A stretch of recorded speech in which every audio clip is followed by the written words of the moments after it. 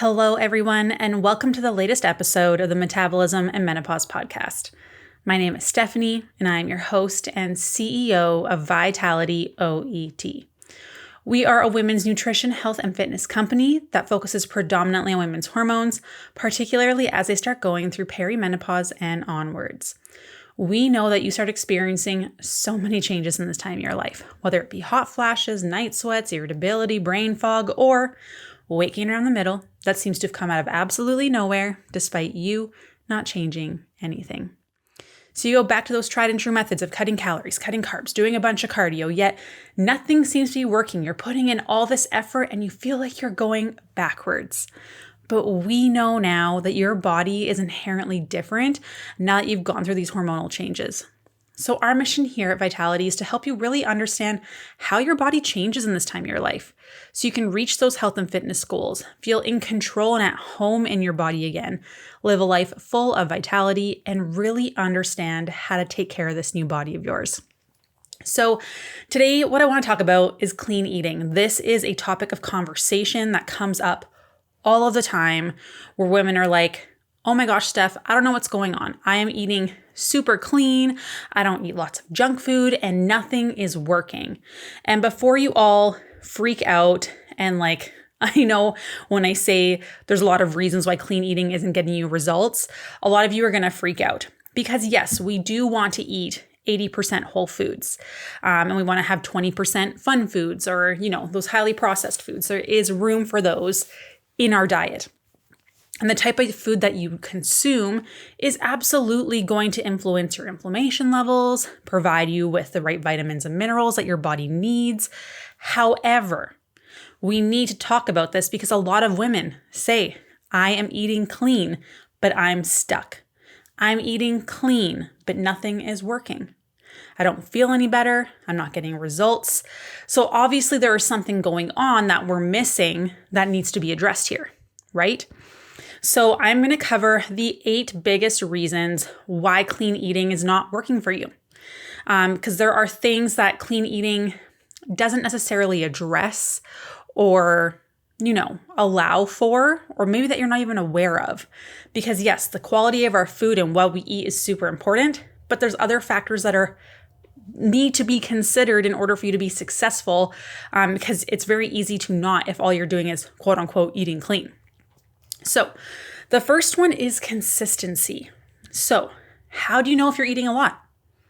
How do you know if you're eating a little? I'm not just talking about the quantity of your food. I'm talking about calories. And what about the variation day to day?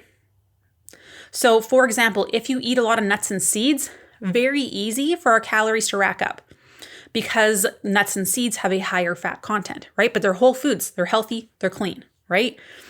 The next day you could have very little fat and maybe you have, a little bit of a lower carb day too, because you're utilizing a lot of salads and veggies, with a lot of volume, but less calories, right? So an example of this would be like maybe you're having a salad with veggies and protein, right? Just some balsamic maybe on there. You've got all your greens, cucumber, tomato, that kind of stuff. And then maybe a piece of chicken on the side. Versus, having a bowl with some sweet potatoes and some fish like salmon and some roasted veggies, which are drizzled in olive oil. And maybe you top that with avocado. Both are incredibly healthy, right? Those are all eating clean, whole foods, very nutritious, very good for you, right? However, one is very high in calories and the other one is lower in calories. So depending on how you eat, you're going to see that some days your calories could be really high and some days your calories could be really low, but you feel full because you have so much volume, right? So why is it bad to be high calorie some days, be low calorie the other? How is that actually preventing you from being able to reach your goals? Because a lot of people don't understand this, right? Inconsistent calorie intake is a stress on your body, okay? So a good way that I like to illustrate this is talking about relationships. If you've been listening to the podcast, I've talked about this quite a few times, but think about a relationship where you don't know how your partner is going to react all the time. You're very on edge. You're kind of on defense mode. You don't know if you're going to share certain news with him on certain days or with her because you don't know how they're going to react, if it's going to be positive, it's going to be negative. You're playing defense. You're walking on eggshells, right?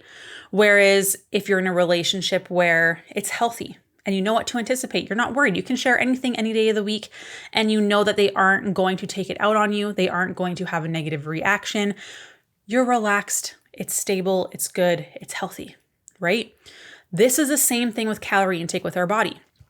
If one day we're having lower calorie, other days we're having higher calorie, our body doesn't know what to expect. It's walking on eggshells, so it's on defense mode. And that means that your body is going to hold on to weight because it doesn't know what's going to happen next. Are we going to have a good day with enough calories? Are we going to have a low calorie day? It doesn't know what to anticipate. So that inconsistent calorie intake is very stressful on our body because it never knows what to anticipate. Some days we're not getting enough calories. Some days we're getting too much. So then your body just holds on to that. It's on defense mode. Whereas if we're consistent in our caloric intake, and we're talking like a 200 calorie range, your body is able to relax. It knows what to anticipate and is more likely to let go of weight. Our stress hormones come down. This is going to be super beneficial in the long run for your body, because now it's not on defense anymore. And it's important to note that during perimenopause and menopause specifically, we aren't able to handle stress as well. So what does that mean? So before, maybe you could handle low calorie some days, higher calorie other days, your body's a little bit more resilient to stress. Now during perimenopause and menopause, when those estrogen levels go down, now we find that it doesn't take as much for us to get stressed out. So before we could handle a 9 out of 10, we could have inconsistent calories. We could be working really hard, dealing with financial stress and being busy and not sleeping enough. And, all the things that stress out our body.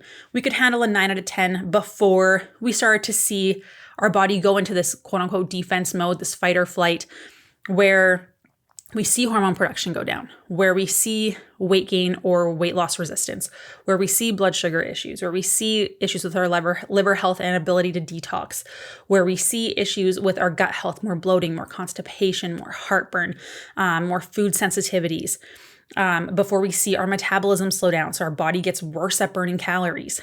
So this happens when we're in that stress state. So before we could handle a 9 out of 10, we could handle a lot before we started to see these negative side effects.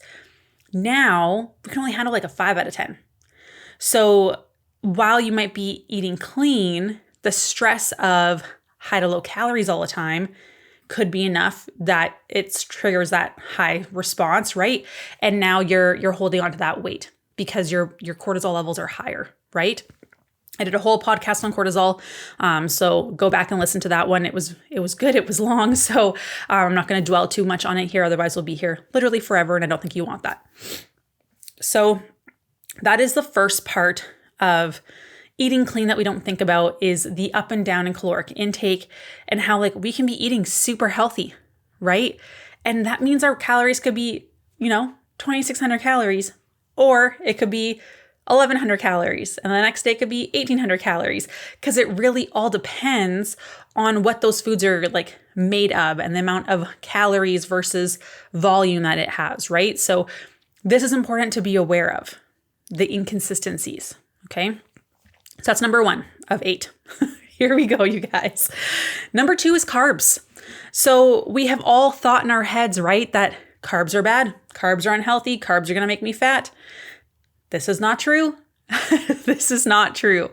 I actually have a whole podcast on carbohydrates, which I highly encourage you to listen to. We also have a guide.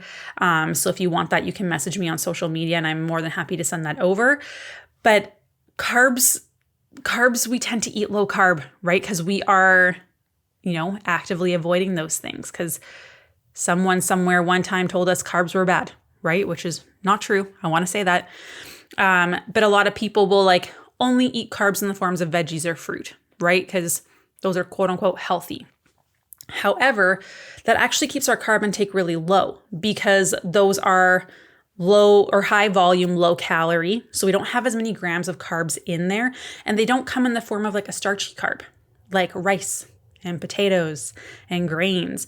But the truth is we usually need more carbs, especially as we're going through perimenopause and menopause. Are they essential before anyone freaks out and like points that out? No, we can survive without carbs. But if you can thrive without carbs, that's a different question. Because what we see is in perimenopause and menopause, we tend to need more carbs. Usually we like to see women around like 40 to 60% of their calorie intake coming from carbohydrates. Okay, and I'm gonna explain briefly here why. Again, if you want that carbohydrate guide, please just message me on Instagram or Facebook. I'm more than happy to send that over for you. But here are some of the very important reasons as to why carbohydrates are so important. And when we eat quote unquote clean, we tend to only focus on like fruits and veggies. And then we have like maybe a couple potatoes, right? Like a little bit of potato or sweet potato. Maybe we'll have a little bit of rice. Maybe oatmeal might sneak in there. But that's about it, right? We're not having a ton of starchy carbs, which we need because our carbohydrates are our body's preferred fuel source.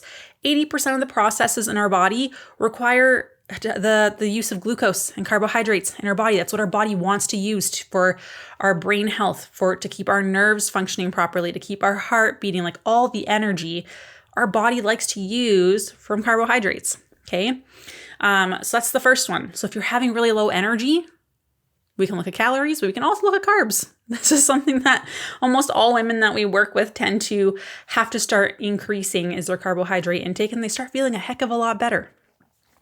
Carbohydrates are also muscle sparing. So during perimenopause and menopause, we know that we have a much harder time building and maintaining muscle mass. And this is because estrogen goes down. So we have something called, our body turns more catabolic. And what that means is our body likes to break down muscle for energy. Okay. So things that cause this are not eating enough food, not eating frequently enough, not having enough carbohydrates, when we have low estrogen, when we have low testosterone, when our stress levels are high, if we're doing a bunch of cardio. These are all things that really push us more towards that catabolic muscle burning, muscle breakdown side of the equation, as opposed to muscle building, where this is going to be having enough food, eating often enough, having enough carbs, having enough protein, doing resistance training, making sure you're getting adequate recovery, focusing on our stress levels. So most of us are doing things that actually really teeter things in favor of that muscle breakdown side as opposed to muscle building side. And carbohydrates, when we have enough carbohydrates, it brings cortisol levels down, which means that we don't need to use muscle, take it to the liver, break it down, and use it. It turns it into sugar actually and puts it into our bloodstream. Our body doesn't have to do that if we're getting carbs. So this is why having carbohydrates is so important. And because we are naturally in favor of muscle breakdown when we go into perimenopause and menopause, we want to preserve as much muscle as we can because that's what makes you look good, right? That's what you all want. You want to look fit, toned bodies. You can't look that way without muscle. So very important. Muscle is also going to help you with your blood sugar control, which also decreases during perimenopause and menopause, and estrogen goes down. So blood sugar control, very important. It is also important for being able to keep our metabolism high. It burns a lot of calories at rest. So muscle is very important. So if we're eating low carb all the time, we're actually like favoring muscle breakdown, which is not why you're working so hard in the gym, right? You want to look fit and toned. You want to maintain that muscle mass. So carbs, important for energy, important for maintaining muscle mass. It also provides us with fiber, which I'm going to touch on in a little bit here, but there's so many benefits to fiber, like regulating cholesterol levels, controlling our blood sugar. It helps with skin health by getting rid of like funguses and stuff like that in the body. It improves our digestive health and as well keeps us full longer. So we're not having those energy crashes and cravings. And yes, you can have the veggies and stuff like that, but we still need carbs with a little more oomph, is what I like to call them. The potatoes, the rice, the oats, having some grains in there, right? That can be really, really helpful. Carbohydrates, also important for thyroid function. So the thyroid helps keep our metabolism nice and high. It's that thermostat that determines how good is our body burning calories. So if our thyroid function goes down, which is we are predisposed to during perimenopause and menopause when stress goes up, our stress tolerance goes down, a lot easier for cortisol to go up and then decrease our thyroid function. Our body sucks at burning calories. And if our body sucks at burning calories, it makes weight loss pretty darn challenging. right? So carbohydrates actually help improve thyroid function. You'll see people who have hypothyroidism and stuff are recommended to eat more potatoes and things like that. And this is why. Okay, it improves your cortisol levels. Carbs actually help bring cortisol levels down because, like I said, you don't need cortisol to be providing you with energy by breaking down muscle mass because you're getting it from your food. You're getting it from carbohydrates. You're also going to see that if you're having a slow digesting carb at nighttime, so having some oats or some whole grain toast paired with like yogurt or peanut butter or things like that, you are going to see cortisol comes down and melatonin, your sleepy hormone, comes up. So carbohydrates can actually really help you get a better good night's sleep. And then also, the more active that you are, the worse your sleep is, the worse your energy, the more carbohydrates that you need. So do a little mental note here. Am I struggling with my sleep? Am I struggling with my energy? Am I active? You need more carbs. Okay, so this is where clean eating can kind of lay us astray because we tend to move away from those carbs, which again are helpful for energy, maintaining your muscle mass, providing us with fiber, improving our thyroid function and our metabolism, making us better at burning calories, improving our cortisol levels, which we know is a huge issue during perimenopause and menopause, and helps us with our sleep. So very, very, very important. Okay, so clean eating, that's another downfall for it. So you have to be more aware of these things. The next one is available energy and digestion, actually. So sometimes we see women, and it blows my mind because I would not poop for days if this happened to me. But sometimes we see women eat so many fruits and veggies, which is good. However, there is too much of a good thing. Just because some is good does not always mean more is better, right? But sometimes we see women having so many whole foods and so many fruits and veggies that their fiber is so high. Okay, and like whole foods do take more energy to digest, but it makes your body have to work so hard during the digestion process that it can really affect your bowel movements. It can lead to more inflammation because your body actually can't break down everything properly because there's just so much fiber. And then you're actually can be like not getting enough nutrients from your food because it's just hard on your body. So we actually see sometimes where we need to pull people back and like decrease their fiber and give their body a little bit of a break because their guts are working so hard. And when this happens, it's stressful on your body, which is going to raise your cortisol levels, and it's going to be inflammatory as well. So we know in perimenopause and menopause, this tends to be a bigger issue because when estrogen goes down, our inflammation goes up. Estrogen loves to keep inflammation in check.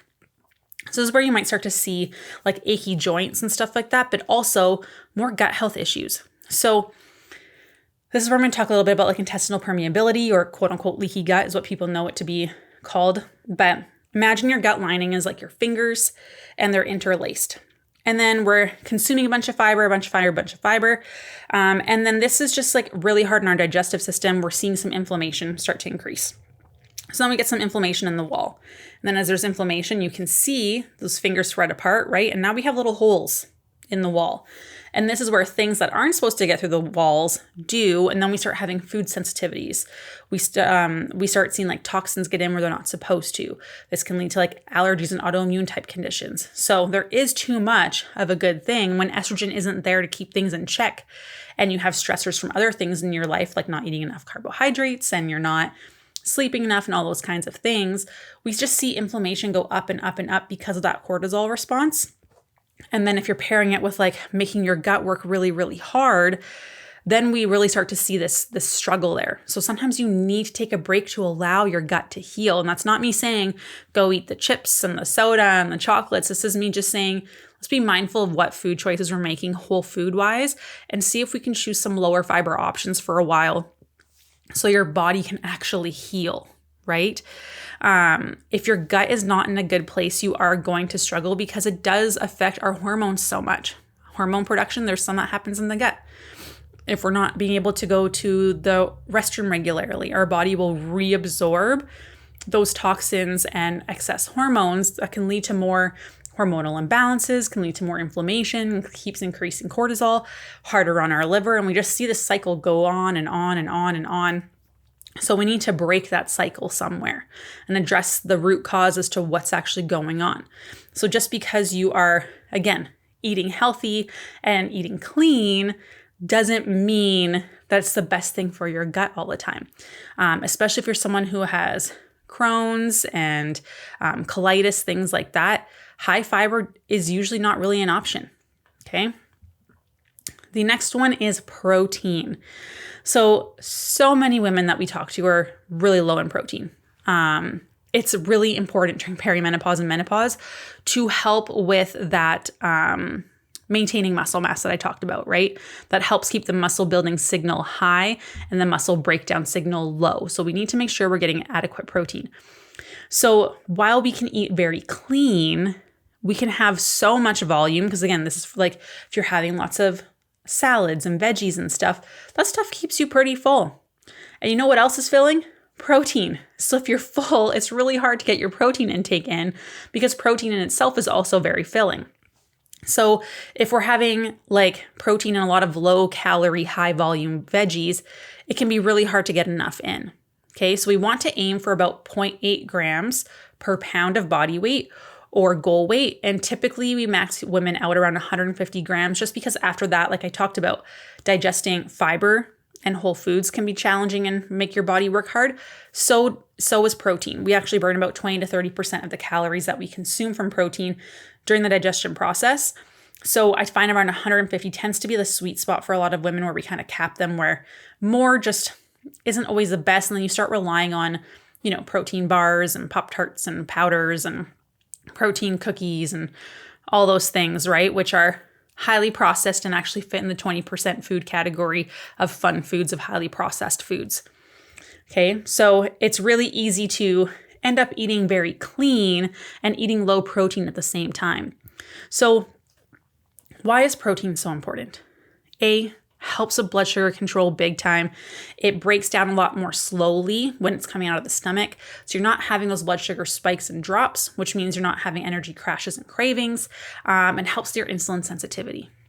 2, it helps at maintaining muscle mass, which I already talked about all the benefits briefly as to why that's so important. And we know that blood sugar control gets worse when estrogen goes down, and being able to build and maintain muscle mass gets worse when estrogen goes down. So protein, very important for those two things. We burn more calories during digestion. So if you're eating like 100 calories of carbs or fat, typically you're burning like 10 to 15 calories-ish. If you're having 100 calories of protein, you're burning like 20 to 30 calories. So there's that difference there that helps the calories outside of the equation if you're eating enough of it. And then protein is also just the building blocks for literally everything in our body. We're talking like building blocks for muscle, blood, skin, cartilage, hair. So like if you're not getting enough protein, we can see like nails and hair start to get brittle, right? We can see that our muscles aren't doing so great. We're seeing that our skin loses its elasticity. So protein is very important during perimenopause and menopause, especially since our body is more in that breakdown state when estrogen goes down, plus if cortisol is high. So we need to really prioritize protein. The next one about clean eating is that it doesn't address how and when to eat. So when and how you eat actually matters. I did a whole podcast on this. You can go back there, get details, but I'm going to just summarize this one super briefly for you all. Otherwise, again, like I said, we could be here forever because all these topics are podcasts that I've pretty much done on a solo episode on its own, but how important all of this is when it comes to eating clean. So one is food pairing. Always having carbs with protein or fat. Yes, even fruit. Okay, so this is how we can improve our blood sugar control, which we know our body struggles with when estrogen goes down. So what we see, like I talked about, when you are not getting enough carbohydrates, your cortisol levels stay high, right? Carbs bring cortisol down, which is good. Otherwise, if cortisol is high, your body will go break down muscle, turn it into amino acids, take it to your liver, turn it into sugar, put it in your bloodstream, blood sugar spikes anyways, right? So if we can help the hormonal balance, because we know if cortisol goes up, we're seeing all the negative impacts on our hormone balance and worse blood sugar control, and thyroid function goes down, and our liver takes a hit, and our gut health gets worse, and we start having more hormonal symptoms like the brain fog, the irritability, the poor sleep, inability to build muscle, all those things. And carbohydrates will help prevent that from happening. But so how can we eat carbs without allowing our blood sugar to go up? It's the pairing. So even just having a fruit on its own is going to spike and drop our blood sugars. Whereas if we can pair it with something, that's going to help it have more stable. It's going to be more stable of a blood sugar increase. And you're not going to see this huge spike and drop leading to those crashes and cravings later on in the day. And then you're also going to help battle your insulin resistance, which is so important during perimenopause and menopause. So you want to take, even if it's your fruit, and pair it with a carb take your fruit and pair it with a protein or a fat. So for example, yesterday on my stories, I showed that I had a plum and a kiwi, and I was having it with some walnuts. So I was eating the walnuts first and then having my fruit. You can also do that with yogurt, have fruit with yogurt. You can have it with like some cheese. Or you can have, as long as your carbohydrate is paired with a fat or a protein, then you're good to go. This is very important. No naked carbs. That's what I always like to say. No naked carbs. So that's that. And we know it's important because blood sugar issues do come up when estrogen goes down. The next one is order of eating. This one is something, again, nobody talks about. You want to eat most of your veggies and protein first before dipping into those starchy carbs, again, to help counterbalance that blood sugar spike and drop. So by having some veggies first and some protein first, you're going to see that those slow the emptying of your stomach. We're not going to see that your breakdown is as quick. So that's what's preventing that spike and drop, which is awesome. So, but people are like, okay, but what about a wrap? Or what if I have a sandwich? You're not going to deconstruct those to eat them because that ruins the essence of the meal, right? So what you would do is either have a protein or veggie starter. So maybe you're having some veggies and dip first. Maybe you're having a turkey pepperoni stick, something to help that will, again, slow down the breakdown of everything. So that way you can have your sandwich or your wrap or whatever it might be. Or maybe you're having pasta. Have a starter salad first. Little things like that make a huge difference for your blood sugar control, which still allows you to eat food like a normal person, right? And then the next one is eating protein every 3 to 4 hours to keep that muscle breakdown signal down, which again, I talked about is so important during perimenopause and menopause. So you want to eat protein every 3 to 4 hours because once we see protein finish digesting, that's when that muscle breakdown signal starts to come back up. So eating protein every 3 to 4 hours will help counterbalance that. And then timing. When should you eat? Within 90 minutes of waking, because eating will help bring your cortisol levels down. In the morning, that's when our cortisol levels spike. And we want to start bringing them down throughout the day. So if you're not eating in the morning, you're just letting those go rampant. You are letting your cortisol go high. You're running off stress hormones. Your body is just taking muscle and breaking it down and turning it into sugar and giving it to your body for energy. So eating within 90 minutes of waking, super important.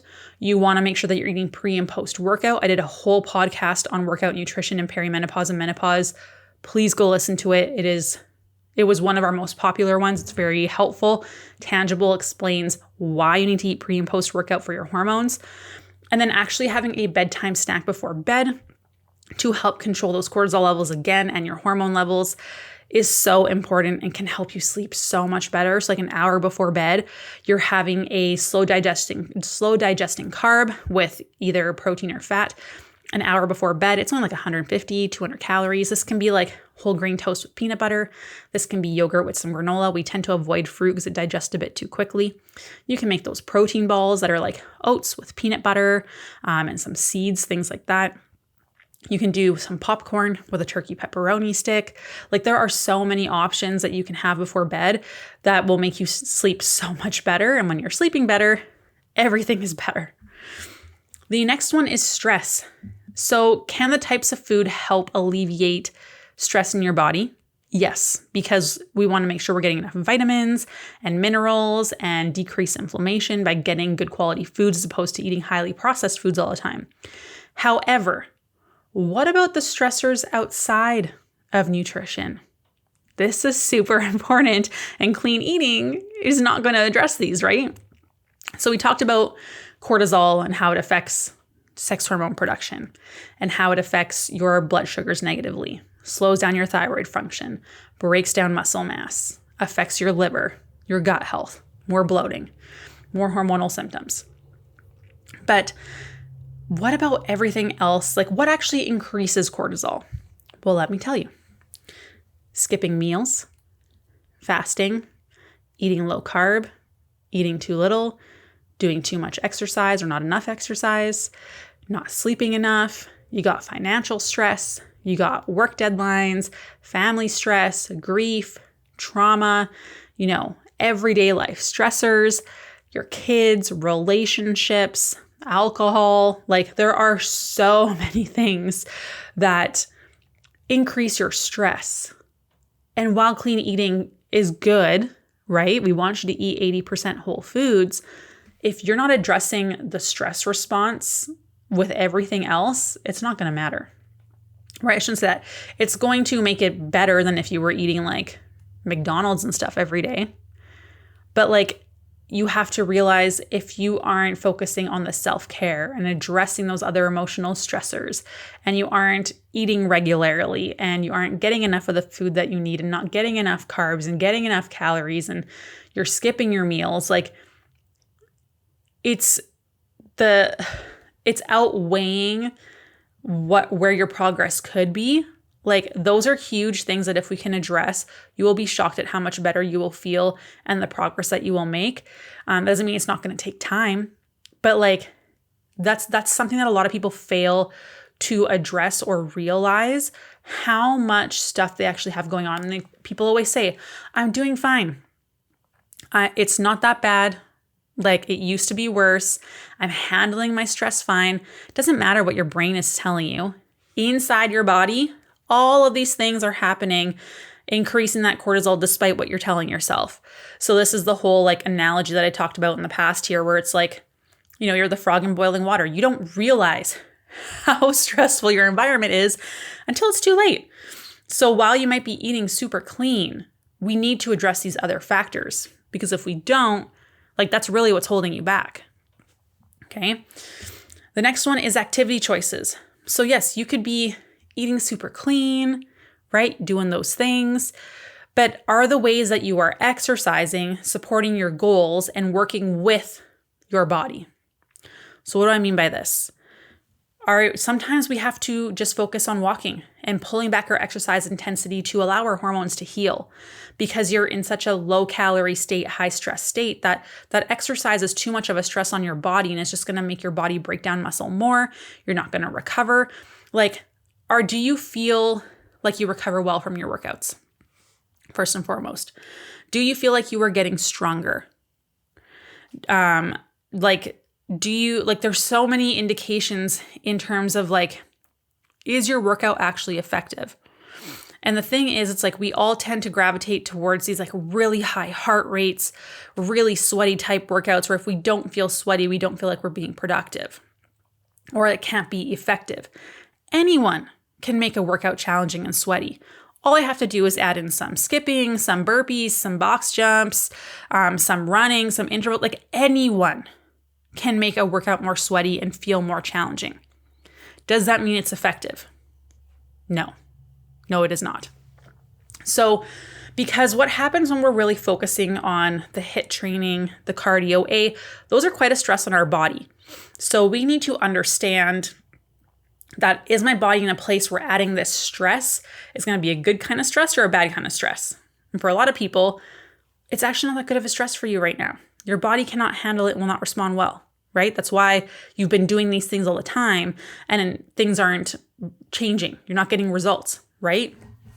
So what happens is, with the cardio and HIIT and the boot camps and the F45s and the Orange Theories, is your body wants to get better at doing that thing.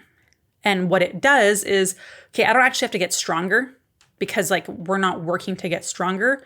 We're just trying to do things more fast, right? We're trying to do things faster. We're trying to be more efficient. So our body's like, okay, how can I burn less calories doing this activity? Because that's how I become more efficient at it. It does that by breaking down muscle mass, because our body burns a lot of calories at rest with muscle. So the more muscle we have, the more calories that we're going to be burning. So how can I make this easier on myself and better for my body? Is to get rid of muscle mass. Whereas if we're resistance training, you're saying that signal to your body, oh, like, man, Steph is trying to like lift heavier every single week. I need to build more muscle. I need to maintain what I have. I need to prioritize this because week after week, she's trying to get stronger. She's challenging herself. It's not going to pare down muscles. It's adapting to the signal that you're sending it. So while the running and stuff might feel good and you can still do that, you need to realize that then you need to eat a lot more to, again, spare that muscle mass. So enough calories, enough protein, enough carbs, right? But you also need to realize that your body might not look the way like you want. Because the pictures of people that you're looking at that are super fit online and are very like toned and strong looking, they've been working out and putting on muscle mass for years. They might be doing some cardio and HIIT training now, but they've worked hard to build that muscle mass and now are eating appropriately to maintain it. They're not cutting their calories and doing a bunch of cardio and HIIT training and building muscle at the same time. That's not how that works. Okay, so you just need to be aware is the type of exercise that I'm doing and the way that I'm eating actually promoting the type of body type that I want and getting me closer to my goals? Or is it actually going to be something else? And I think this is something like we were chatting with someone in our community and she's having a hard time letting go of the cardio and letting go of the HIIT. And that's okay because it's what she knows, right?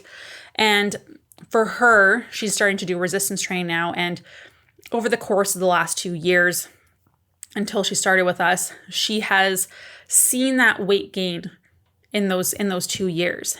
And she attributes it from switching from cardio to resistance training because that's the one thing that she changed, that she actively changed in her life, the actions that she's making.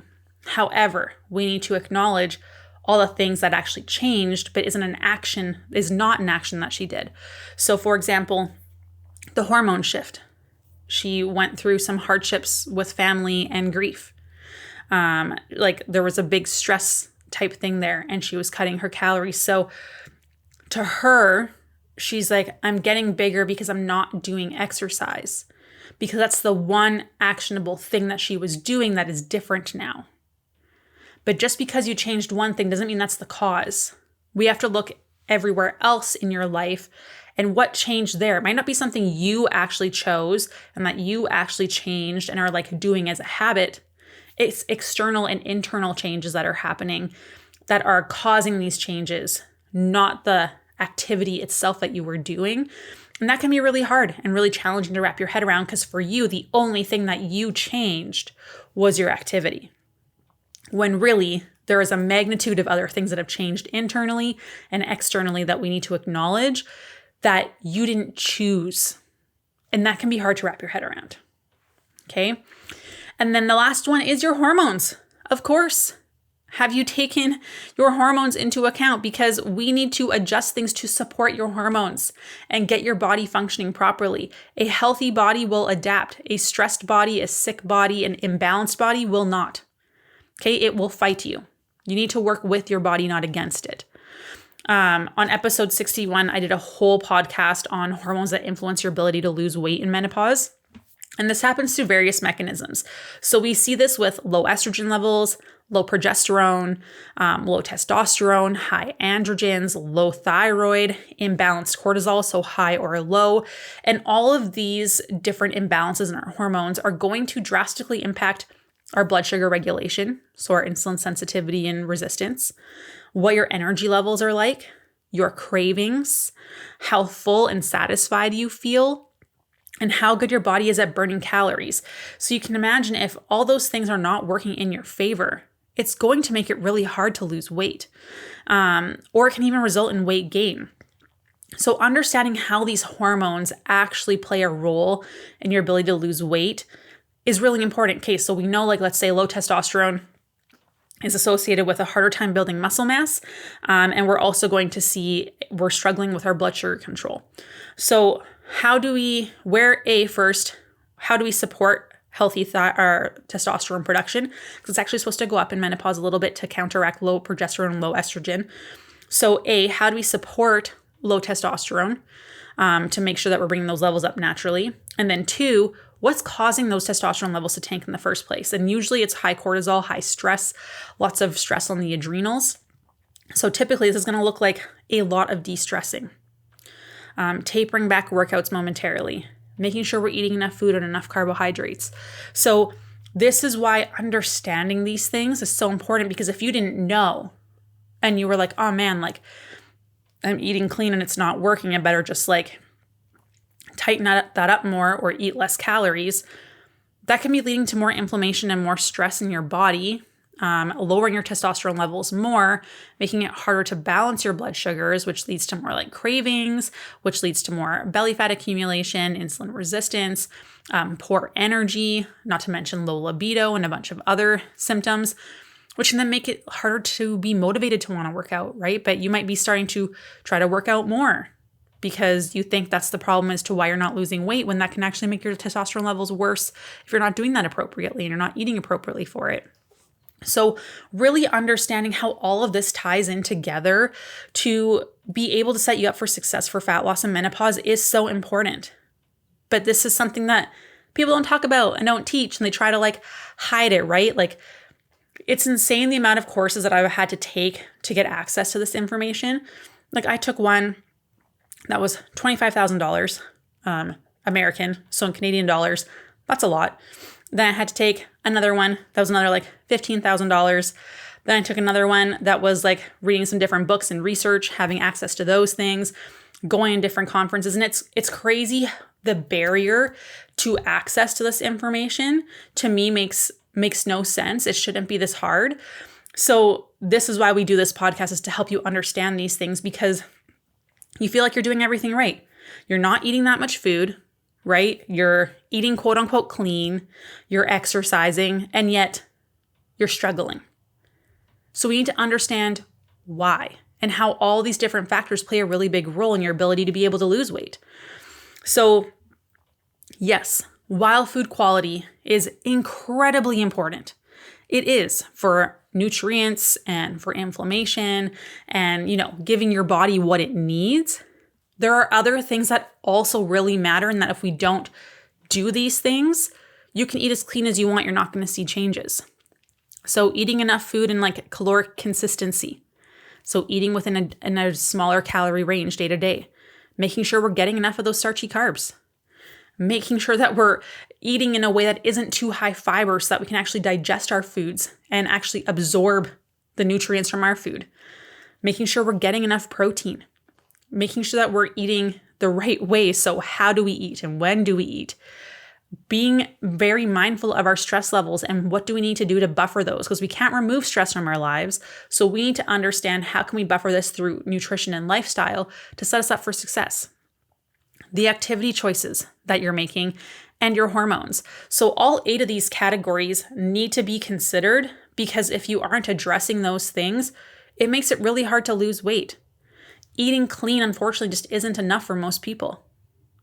And that sucks to hear, because we're all looking for like a super simple thing, right?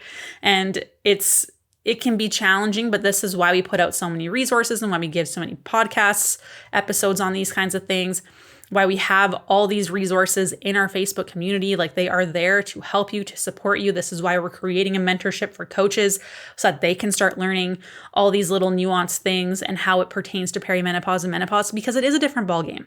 Your body is changing. It's different. The way we approach things has to be different because you're not the same. Your body is different. So please send this to anyone that you think is struggling with nutrition, or they're eating clean and they're not getting the results that they want. Send it to your clients. I'm always happy to chat and have conversations with you. If you feel stuck, even though you're doing everything right, just message me on social media. I will always answer. Sometimes it'll take me a little bit, but I will always, always, always answer. So if you have any questions, please let me know. And lastly, please make sure you subscribe. There's so many people who listen to this podcast and only 40% of you are subscribed. So if you could subscribe and leave a rating and review, I'd be forever grateful. Have a wonderful rest of your day, and I will talk to you soon. Bye.